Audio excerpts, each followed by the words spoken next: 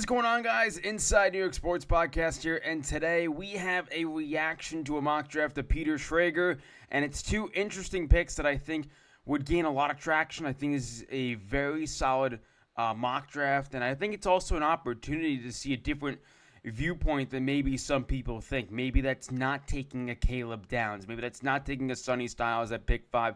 Maybe it's a trade back. And trading pick 5 to maybe pick 11, and you have 10 and 11 then. So there's a lot of opportunities, but definitely before I start this video, leave a like and subscribe to the channel. We're back. We took a few days. I was trying to get a backdrop for this room. Didn't work out, so we're just going to have to keep it how it was. The lighting just wasn't good enough, and I want to give you guys quality videos over not as quality videos. That's what my goal is for you, for this channel, obviously, to grow on the road to 400 subscribers, right? But let's get back into it. So with the first pick that Peter Schrager had, he had the New York Giants selecting Arvell Reese, edge rusher, and inside linebacker from Ohio State, Arvell Reese, right? And I think the way that this can happen is the following, right? Fernando Mendoza goes 1. David Bailey goes 2 to the New York Jets. I think those are the 1, 2. And then with the third pick, the Cardinals can either trade out or they can draft Francis Maui-Noah. They can draft Jeremiah Love. That's gaining some steam. And then the Titans would really select whoever falls, whether that's Ruben Bain and they want to keep adding to the defense, they add Jeremiah Love, or just other situations, even if Sonny Styles might go in the top 4. You know, you never know. But I don't hate this pick. I don't think Arvell Reese should be the pick at pick 5, though. I really think they should take wide receiver, offensive line, or they end up taking Sonny Styles / Caleb Downs at pick 5.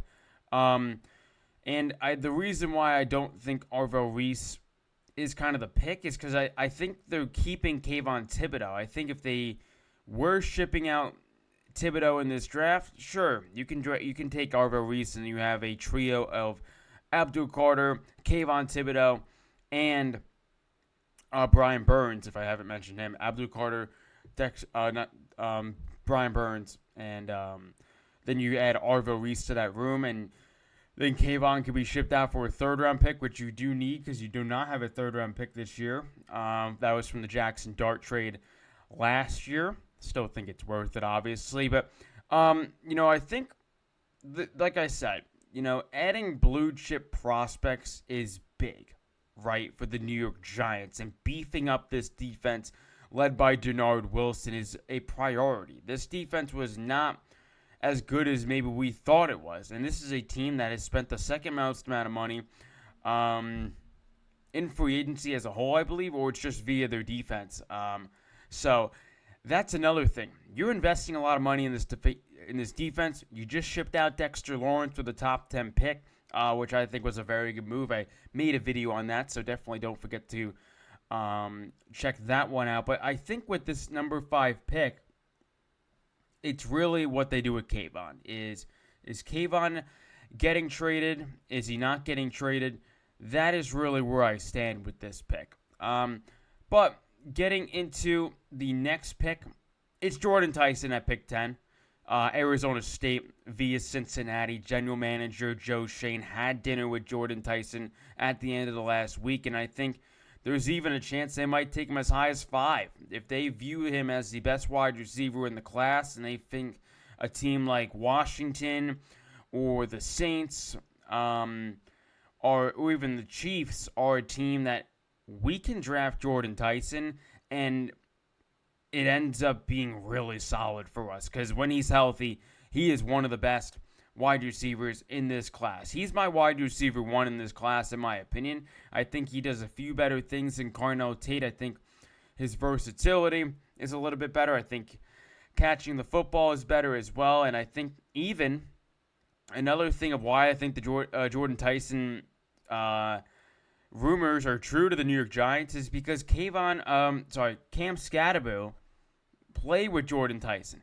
You don't think Cam Skattebo is in the ears of Joe Schoen and John Harbaugh? Joe Schoen was at, I think his pro day, Jordan Tyson. And I think Cam Skattebo was even there as well with John Harbaugh. So I would definitely think Cam Skattebo wants to reunite with his college buddy Jordan Tyson. And that was an explosive offense. They almost upset Texas in that playoff game.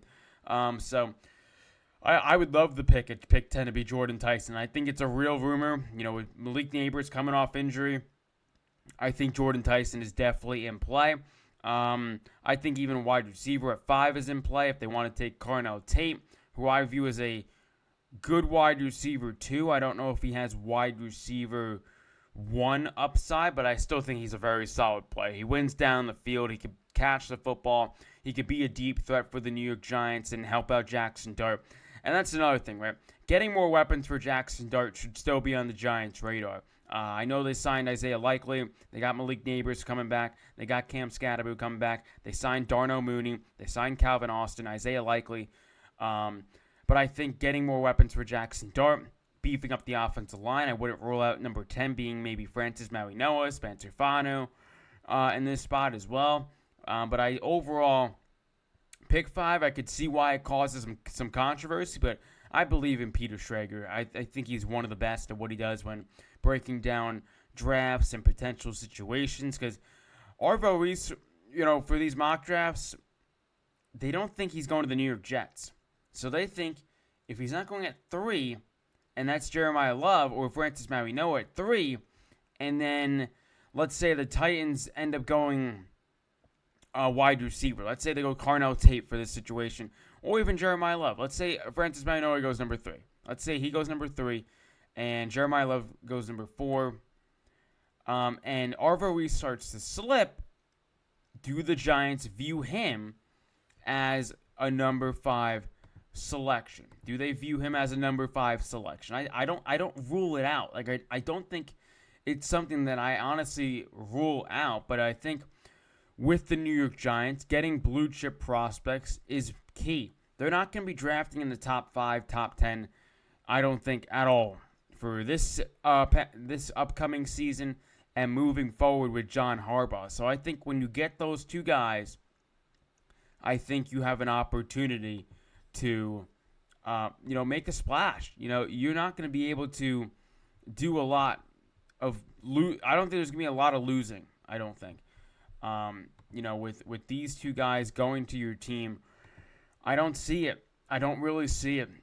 So you got to nail these number 5 pick and number 10 pick. I don't rule out trading down. I think if there is a realistic situation they're going to trade down, they'll trade down from 37. I think if that's a spot that teams want defensive line or even offensive line, I think the Giants might trade out of 37, and maybe they get a third-round pick out of it. Maybe they just trade back a few slots from pick 37 to maybe like 45 or something like that. But anyways, I think that's going to wrap it up for this reaction podcast for the New York Giants selecting Arvell Reese at pick 5 and Jordan Tyson at pick 10. That is going to do it for you guys. Leave a like, subscribe to the channel, and I'll see you guys in the next one. Peace.